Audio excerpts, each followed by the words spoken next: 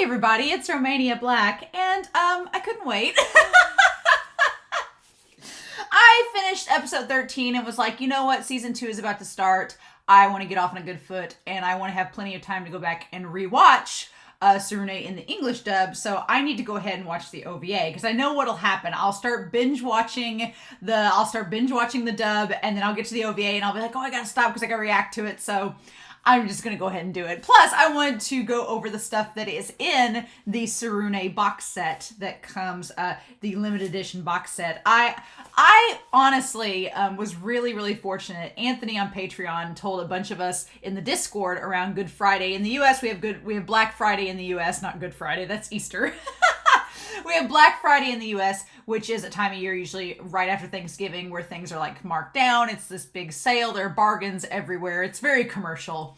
But Anthony has shown where on Crunchyroll's website, they had a deal going on with DVDs and Blu-rays. And I was like, okay. And so I found Run with the Wind's Blu-ray and this one, they were like 80% off. And I was like, because I really wanted Run with the Wind's Blu-ray for like the last year, but I didn't want to fork over like $100 for it. I was like, no. And it was like $20. And I was like, yes. And this was too. So I was like, awesome. Well, I'll go ahead and get it because I love Tsurune. But it has some bonus things in this. Some like bonus. It's got the Blu-ray, but then it has all this bonus stuff. So when we're done with the OVA, we're going to bust this out. I've not opened it up to look at it. I just took the plastic wrap off before starting this reaction. And so I haven't looked at any of the goodies inside yet. But I am guessing it's like a guide, right? It looks like a little guidebook. So we'll see. Maybe it's got character info, stuff like that. I didn't want to look at it before the reaction because I didn't want to be tempted to read because I know how I am. So we're going to be looking at the OVA and then check out the goodies that come with season 1 to kind of round out the season and then start season 2. So as it stands, this season 2... and I've got 2 dogs at my feet, so you'll have to excuse them. As it stands, season 2 is going to be starting before we round out the reactions for season 1. So I think that's okay because it'll give you all time to watch season 2, and then we can talk about it in the Discord. We can do all that fun stuff, but then it'll give me time to react and plan ahead. So that is exciting too. So I'm excited, y'all, but season 1 ended so well. Like the first season, and this one dog, Ruby, is like begging me to pet her. So apologies if I'm leaning over. But yeah, season 1 was wonderful. I really enjoyed it. It was so heartwarming, the season finale, and everything just kind of like came full circle, literally back to episode 1. It just warmed my heart, and I was like, Minato's in a 3, like a love square at this point. It's like Minato is in the circle, is in the middle of a love triangle between Masa and Seiya and Shu. So what can he do? He's so spoiled for choice though, because all 3 of those guys, I'd be like, I'll just put your names in a hat and draw one out and I'll win either way. So yeah, I'm pretty excited to see what we're going to get in this OVA. It's an OVA, so this series is based on light novels. So I'm imagining that it's either some chapters leading from one light novel to the next or whatever the case may be. I should have looked before starting this.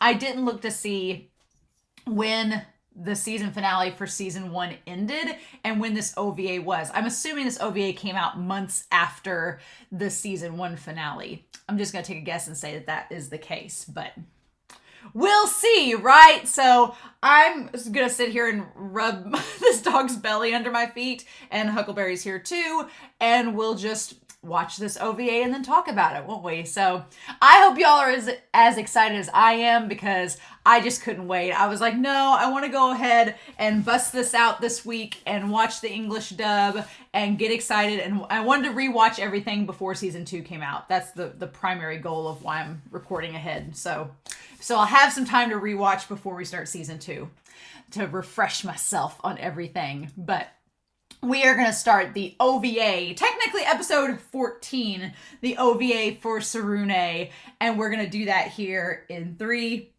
2, 1, and let's go.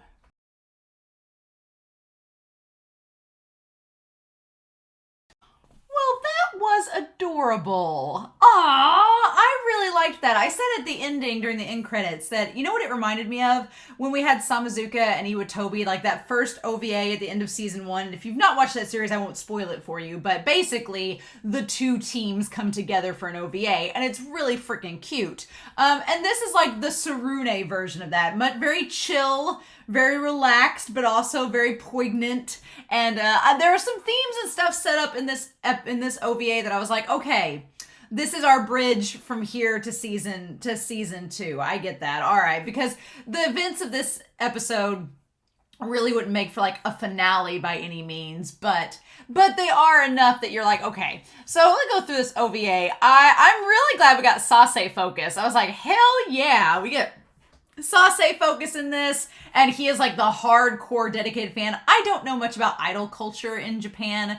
I know that there's like all different genres, there's all different kinds, there's idol groups, girls, guys. Usually they're younger idol groups, although there was an anime that just came out that was about like a bunch of middle-aged idol guys, so that looked pretty interesting. But yeah, so I think that's really cool. The girls weren't in this episode, but at the very beginning the girls were kind of like, we don't really care. They're like, we're not really about this. You guys have fun. We're going to enjoy our break. Bye. And honestly, I really liked the idea that they had right off the bat that they would have Sase like be their information about Noriren. And Nanau's like, oh, I know who that is. And I like that Nanau, because I'd really hoped Nanau and Sase would become friends, but we did not get such things. No, instead, everyone in Kirisaki now wants Masa, which is surprising no one. But I like that Nanau's like, he's the one that brings it up. He's like, I don't really know him. And they're like, well, who can we get to contact Kirisaki? And I like that even though Seiya and Minato went to Kirisaki, they were like, it's the mutual rule in the room is like, oh, well, Minato can get a hold of Shu. That'll work. And so we cut to them. Like I said in the reaction, we could consider it fan service with the twins, but that would be implying, that we were fans of them. Although, the twins were very manageable in this episode. They weren't total little shits in this. And it is very apparent that they are all about Shu. Like, whatever Shu was wanting to do, they're like, we're gonna follow. So that's curious. We talked in the last episode about, like, what could happen with them next year. And apparently, in the next season, and apparently Manji thinks he's gotten over his target panic. Oh, sure you have. Conveniently enough at the end of the season, you've gotten over it already. Okay. But I do think that's interesting that Manji and Shinichi don't really have anybody else on the team to kind of follow or be around except Shu. So Shu is like their friend. So I'm guessing that maybe we'll hopefully get more of the twins around Shu, right? And Shu's so quiet that whatever they say and do, Shu's just probably kind of like, because he doesn't like, have anything else to say about it, right? But man, I do love that with, and see, here's the thing, with our boys from Kazame, they all have the same uniform because they're the same grade in school. There's not like a differential with their ties. Like in Free, the different grades had different ties. And that's kind of the situation with Kirisaki. They have a different tie for their years. And they're all like the colors of, Harry Potter. So you have like, Modokura, is that his name? The class president, I struggle with his name. I think it's Modokura. Like him and Sase have the blue Ravenclaw ties, and then Shu and the twins have the Gryffindor ties, and then the escorts have the Slytherin ties. So that's fun. It's a fun time. And Sase takes this like to an extreme. Like he is the protection squad of Noriren, which, again, I don't know a lot about idol culture, but the way that Sase describes it, it is like almost a worship. It's like you idolize them, but there's nothing, like he said, a Chevalier. It sounds very chivalrous, right? It sounds like a knight. And that's kind of like what Seo thought it was. She's like, you mean a knight Chevalier? Which is a cavalier is what she's thinking of. But I like that Sase, it's not that he wants to date Noriren or wants anything to do with her. He just admires her to the point of like near worship, and he wants to like make sure everything's perfect for her. It's very much like Todo and his idol that he likes in Jujutsu Kaisen. It's about the same, right? So let's go back out of this OP. and say here. I do love the idea that they go to their neck of the woods, Kirisaki's, to meet and go to this like posh restaurant, right? The Cafe and Pancake. As you should know about any restaurant, if it is a simple name, usually it's expensive. And Cafe and Pancake sounds like a joint. And it looks very classy. These boys, Kirisaki boys, are posh. They're very upscale, right? Which is kind of funny. And so like it looks super pretentious, of course. And then they like call them over. They're like, we're doing some outside dining if you bumpkin boys. Yeah, the country boys coming over there. Mm-hmm. I love that Shu's just daintily drinking his coffee. Yeah, so 800 yens. How much is 800 yen for a cup of coffee? Because I was curious when he said it was really pricey. I want to do yen to dollar and see how much this is. So 800 yen. Oop, get this right. That's a $6 cup of coffee. What? $6 cup of coffee? Y'all, even the fanciest restaurants that I've been to, like, yeah, sure, if you're going to get like a latte or like a coffee that's specialty, you may pay $6 for that. But a regular cup of joe in a little porcelain cup, you're paying like $2-3 max on that. $6? Highway robbery. Yeah, I wouldn't have paid for that for the coffee. I'd be like, water, please. 800 yen for a coffee. And they're like, no way. I love Kaido saying why all 7 of you showed up, like implying like, why are you all here? We're going to go broke. And then I like that Monokura is like, we're going to pay for ourselves, so it's okay. Yeah, we just all wanted to come here to meet you all. I love that the twins look so like devious and like pleased at how flustered Kazuma are. They're just like, we just all wanted to show up for the gossip because we wanted to see what Sase was getting into. And then the 2 guys in the end are like, we're just escorts. We're just here for fun. And so, yeah, he gives them the study guides on Noriren. They're like, we're not trying to become enthusiasts. And Sase's like, we've got to be prepared. It's probably a good thing that she didn't show up because she may have been like, whoa, this is a lot. Or maybe she expects it from her fans, right? Maybe she expects it. But man, Seiya does not beat around the bush. He's like, I don't quite understand. He's like, because Sase's like, this whole thing with the idols, it's a religion. It's a philosophy. You live, eat, and breathe these girls. And Monokura's like, I feel like Monokura, he is Sase's like best friend, but you can see like he's on the sidelines being like, Sase, don't scare them away. Like, you know, he looks almost apologetic on Sase's behalf. Right? He understands Sase and how he is, but he seems almost apologetic, like he doesn't want our Cosmi boys to be like scared like little deer and run off. He just kind of has that look on his face like, And Shu could care less. Shu's just like, I'm within 5 feet of Minato, yes. As he slowly drinks his $6 cup of coffee like the rich boy that he is. So yeah, we have the cheer. The star cheer, spring cheer, whatever their names are. Noriren is a Sagittarius. All right. Noriren's a Sagittarius. Sanachi is an Aquarius. Okay. Meishon is a Leo. And then I like that Seiya's kind of like, wow, they kind of look identical outside of their hairstyles, you know, like an idol group's supposed to look. But that's, if you've ever liked like a boy band or a pop group, the worst thing that you can say, you can tell somebody's not in the culture when they're like, oh, they all look the same. And those words, whenever Seiya says that, it's just like, I love that the escorts are like, no, why'd you say it? And Monokura's like, oh God, they said the words. He's gone and said, like the twins are like, now he's gone and said it, like they've experienced the same thing. Again, Shu is the only one that doesn't care. He's just sitting there with his expensive coffee being like, what's the point? But Sase's like, what was that? And then Seiya's like, you're in my personal space, sir. I love that Sase is like right up in Seiya's face, and Seiya's like, I'm not used to this. Nobody has gotten in my personal bubble the entire season, but you are like right here, sir. You need to back up. He's like, I can't believe you just said that. And Seiya's like, well, I'm sorry. He's like, I'm not looking for an apology. You just need an attitude adjustment. He's so critical. You've no interest, no desire to learn. He's like, why'd you call me here? And Kaido's like, we didn't want to be here. We're doing this for Masa because it would be creepy for him to go calling on a young high school boy for this. And then Nanao tries to smooth it over. Nanao's like, you need to explain yourself more carefully and clearly. Otherwise, I like in this moment, Nanao, he's like, Kachan, you're going to cause a misunderstanding. Like, Nanao doesn't interrupt or take over the conversation, but he tells Kaido that he needs to, like, speak more clearly. Don't be so, like, vague. Like, be specific so that Sase understands.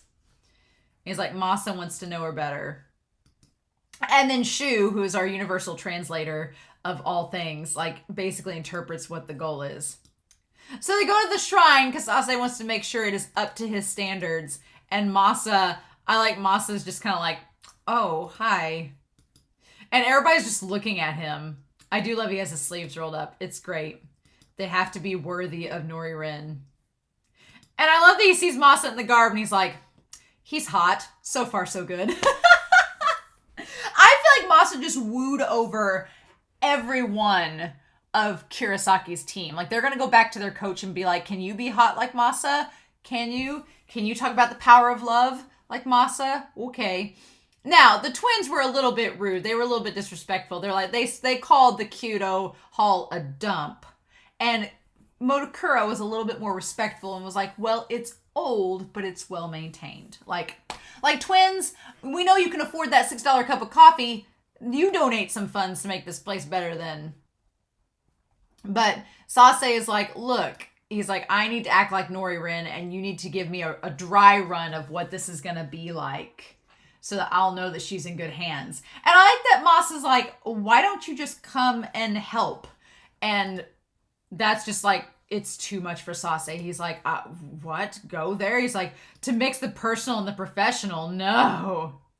I could never face the other Chevaliers again. He's like, I could never face the other fan club members if I took advantage of this moment to appease my own personal desires to see her up close. He's like, I could never be a true fan once again. And Masa's like, I don't understand this. And I love that Ryuhei's like, this guy's kind of a pain in the butt. And the two escorts on the side are like, yes. Mm-hmm. He really is. I love it. It's so sad, though. I'm kind of sad that she said no. Because I was really looking forward to seeing it all, like, go off, right? And everybody there suddenly is like, can you teach us, Masa? And when Shu asks, Minato's like, oh, why are you asking? Aren't you... Because here's the thing. Shu this whole season, up until the season finale when he misses that final shot, Shu has been portrayed as, like, perfect the entire season. But Shu wants to keep learning and keep getting better. That's why he wants Minato around. So it makes sense he wants to learn from Minato's teacher to be like, okay, you got Minato back on his feet, so what can you teach me? I'm hitting a slump. What are you going to help me with? Also, it's like there was interactions between the whole love square this episode, even down to Shu and Seiya. Like, there was this kind of, like, awkward tension between Shu and Seiya at one point where they're like, wasn't that good advice? It was good advice. Wasn't it good advice? It was good advice. And, like, everybody's looking around like, what is this air between them? And I'm like, that is some tension that still lingers, right? I also love that the servant shirts make a reappearance. It's wonderful. I love it. Where he's like, I got a pack of 12. What are the odds? Look at this. And everybody's like, here we go. And I love that he takes their pictures. It's very cute. Now, the whole tutorial thing, with the whistle was crazy where, you know, Masa's just explaining things like you normally do. But the thing of it is, in Kyudo, I feel like the whole spread your legs thing, in Kyudo, gender, none of that is taken into the equation. So Seo and the other girls, they go into the hall knowing that they're going to get the exact same advice as the boys. So it's going to be kind of a gender neutral whatever.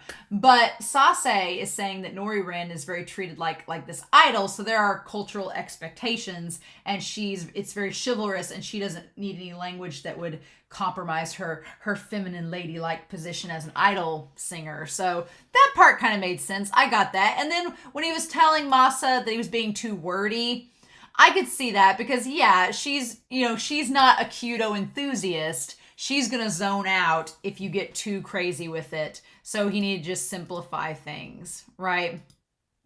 And then when he does that shot, when he lets that bow go, Shu's expression, when he just and it hits that target and Shu's like, Shu's like, well, so our love square gets more interesting because now we not only have Seiya with Minato and Shu with Minato, but we have Minato and Masa, and now Shu and Masa. I feel. And then there was a little hint of Seiya Shu in this, if you want to angst it up. But that was great. And then all of them want advice from Masa. It's great. And so he does the 3 touch thing. When he says do not touch, that was oh my God. I love that he automatically had the whistle in his mouth ready to go. And then, he just spins around and says, don't touch me. And Masa's like, okay. Masa's a very good sport. And if you look at Monokura, he's just sitting there holding his arm it's my friend. Maybe Monokura and Sase are meant to be a thing. I could see that. I just thought Nanao and him could be a lot of fun. But now, I feel like that crack ship has slowly sunk. I feel like Monokura and Sase are definitely more of a thing. But I was really looking forward to seeing Sase and Nanao get closer. But that crack ship might be sinking. But Shu says the one thing, he's like, a teacher is welcome even in the most trivial of things. Yeah, because Kaido gets mad. He's like, why do they get free coaching? They're our enemies. Why are they getting a free coaching session? And Minato was like, well, if it makes them better, that just means we'll have more competition for next year. So we shouldn't complain about it. And that's when Shu says, a teacher is willing to help no matter what the situation. And Seiya just, slides right in there beside Minato and is like, oh, that Yoshido Kinko quote refers to embracing everything honestly without prejudice. Just slides right in, and Shu's like, he's like, is that what you're going for? And Shu's like, well, of course, that's exactly how I meant it. There's just this air between them, and I like that Ryohei's like, what's the vibe here? What's going on? And Nao's like, let's not ask about it. And Masa's like, let's just practice. Let's not worry about it. And so then I like that Shu, who's been so perfect this season, asks, how was my shooting? And Masa's like, well, your form's good at least. It's perfect. And he's like, what do you mean at least? What am I missing, Masa-sensei? And he says, have you ever been in love? He's like, the only way to improve your Kyudo at this point is you've got to fall in love with it. And once you dedicate your heart and have that love, then you'll be perfect. And I love that everybody's like, live. So basically, I love Seiya's face is like, and I was like, oh, really? So the theme of season 2 is going to be, how's all of our Kyudo players going to get their love, get their groove on? How's this going to work? How are we going to do this? And he asks if anybody has fallen in love before. And Nanao's like, oh, well, he's like, I had a crush on my kindergarten teacher. And he's like, well, what'd you think about her? And he talks about, and the way he describes it, it just feels like a crush. And he's like, oh, that's not love. He's like, no. He's like, the saying, fall in love? He does the Lucille Bluth wink to them. And they're like, these teenage boys, they don't understand. I like also that as he's explaining love, Kaido has the blush on his cheeks. It's really, really cute. Like a blushy kitten.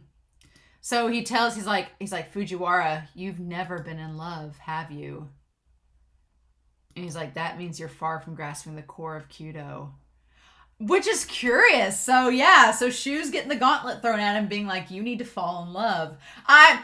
Y'all, if this is going to lead to some run with the wind moments where Shu realizes that Minato is the wind in his arrow and is his Tsurune. If Shu comes to grips with figuring out that Minato is his Tsurune, I'm gonna be like, ah. Then what do we do with that? I'm excited for it. I'm ready. And then they talk about ego annihilation, which is a Neon Genesis reference, if you want to go there. But Sase is like, when I think of Noririn, I enter a state of ego annihilation, which is this idea that I let go of myself for the sake of her. He's like, you can instruct her. He's like, I know today is going to be a good day because I let go of everything for her sake. And Monokura's like, and the twins just think it's hilarious. And Masa's like, I don't know what to do with that, but okay, sure. And then they all like walk off and like have their fun like little walk down the steps together. And Minato does not claim to understand what love is, but he kind of understands the ego annihilation. He gets it a little bit. He's like, I kind of get the idea of letting yourself go for the sake of Kyudo. And the twins are like, it's really cute. And of course, Nanao thinks that he gets it. And Kaido's the only one that's like, I don't understand what's happening. It's like, bless your heart, Kaido. Bless you. But yeah, so then they cancel the trip, but you save that picture at the end. The funny thing is, okay, in the picture here, Ryohei sticks out like a sore thumb. Ryohei is right there in the middle, our puppy dog boy. And then you have the Kirisaki members. The twins are looking over towards Shu. Shu is looking at Minato. Minato's looking at Masa. And Seiya's actually looking at the camera. Seiya is not looking at Minato. So interesting. Curious. But that was really cute. I liked that. So I'm ready to bust this out now. So we have our DVD, our Blu-ray. Got the Blu-ray combo there. Oh, I'm glad. And it has the OVA on it too. Nice. All right. Does it have the English dub? It does. Yay. So I can watch the English dub now and see it. It's got a bunch of goodies in here. So, got some things. So this, I don't know what this is. Open this up. See what's in here. This looks like maybe a poster. Pull this out. I don't want to ruin it. We see the different colors, like the marbles that we've got. Oh, what have we got here? Oh, it is. It is our boys. Look at them. It's our boys and they're the color of the marbles. That's cute. Like Minato is green and Seiya's blue. Ryohei's yellow. Nanao is pink. And they're like Skittles. It's like Kuroko's basketball, only these guys are the Skittles spread. I love that. They're not the generation of miracles. Well, they are. They won. They won the tournament, so they are the Kyudo generation of miracles. Maybe. But that's really super cute. I'm going to save that and try to find like a little frame for it. Because I want to hang that up somewhere. But, okay. We'll put that back later. So we got that. We have this booklet that has them on the back too. This booklet that looks like, oh my god, it has episode commentary. This thing is fancy. Fancy, fancy. So it has the script information, staff comments. Oh, okay. And it talks about Minato's, talks about his target panic, the director, so it has comments from the director, the moment that they met. Oh, wow. I'm trying to think if I wouldn't want to read this whole thing to you all because it's quite long. Each episode it has like, okay. Nice. So it has like little commentary about each one. Cool. Nice. So like with the servant shirts, I guess it's worth mentioning from episode 5. It says figuring out how to make this situation play out in an interesting way made this one one of the more fun episodes to produce. It has a bit of comic relief and lighthearted fun, but shows the 5 boys getting to know one another and becoming closer. This episode is also important in that we get a sense of what will lead to Minato's eventual growth. Nice. So I'm glad I looked at this before reading the episodes, right? Oh, nice. Cool. Oh, it says the episode 6 script. I was basically gripping the script in my hand and crying out, this is so good. Director Yamamura and I both were. That's a fond memory for me. Awesome. And so the episode 7, we have the director there. And then having Kaido. And then episode 8, the taking aim. In there. And episode 9, the unshown hand. I'm really curious what they say about this one. Seiya's internal struggles impact his Kyudo, and as he walks home in the rain, it's as if he's being soaked down to his very heart. We can see his attitude start to shift from how he thinks of Minato to his convoluted feelings for Masa-san. The bluish, almost monotone coloring represents Seiya's state of mind. When doing this episode, it's my hope that eventually those clouds in his heart would clear. Oh, cool. And then the inseparable heart. Nice. Episode 10. Okay. And episode 11, the pain of the opposite arrow. Nice. And then episode 12, the 5 arrows. The focus here is on comradeship, which might seem cheap at first glance, but I made certain we ensured that in the end, you're left with a feeling of, wow, friendship sure is great. And it served as a reminder that if you approach it seriously, a show can achieve a sense of realism, coming to life and becoming animation in the truest sense. That's cute. I like that. And then, yep, the last episode there. Cool. And then we have our, I do want to read the comments for this episode. All right, it says, episode 14 sees all of the characters freed from the stress of the tournament. So I think we really got to get a feel for the normal, everyday personalities. Of course, it's Sase with his unsettling degree of Nori-Ren fanboyism who stands out the most. It felt great to have the Kazumai and Kirisaki teams practice together and strive to improve in the same way, getting to understand each other and experience a sense of unity. I felt like even Misaki, the one coaching them, was able to reaffirm the broad-mindedness of his beloved Kyudo and how it can bring people together. For all of us staff members worked on it, this definitely was a fun episode. Nice! Oh, look, so we have character overviews. So we have characters there. Little things with Minato. And then Seiya with the blue. Okay, so Minato is a Sagittarius. All right. Seiya is an Aries. Interesting. And then Ryohei is a Pisces. All right. And then, of course, Nanao is a Libra. He's the balanced one, right? The balanced one on the scales. And Kaido is a Virgo. Interesting. Okay. No wonder I like Kaido so much. And then Tommy Sensei is a Pisces. His birthday. Look at him. Oh, Tomio. So, do we get the girls? Yeah. Yuna is an Aquarius. Noah Shiragiku. I kept calling her like Shigaraku. It's Shiragiku. She is a Pisces. And then Seo is a Scorpio. Cool. And then, of course, yeah, Shu is... They call him Siu in here with the S-Y-U. I wonder if that's a typo. Yeah. Oh, what's this here? Shu. His father is an Englishman. And his family has roots in nobility there. What? Shu, what? Your father's noble? What? An Englishman? The young prince. Interesting. Curious. And then the twins. Oh, they're Geminis. Of course the twins are Geminis. I think they have the same birthday as Iwaizumi from Haikyuu, which is kind of fun. Of course they are. Oh, they moved to Kirisaki from far away and they live in the school dormitory. Okay, so which is funny, they called them country bumpkins. Interesting. Okay. There's like all sorts of information in here. Oh, Motomura is a Capricorn. January 11th. And then Daigo is a Cancer. All right.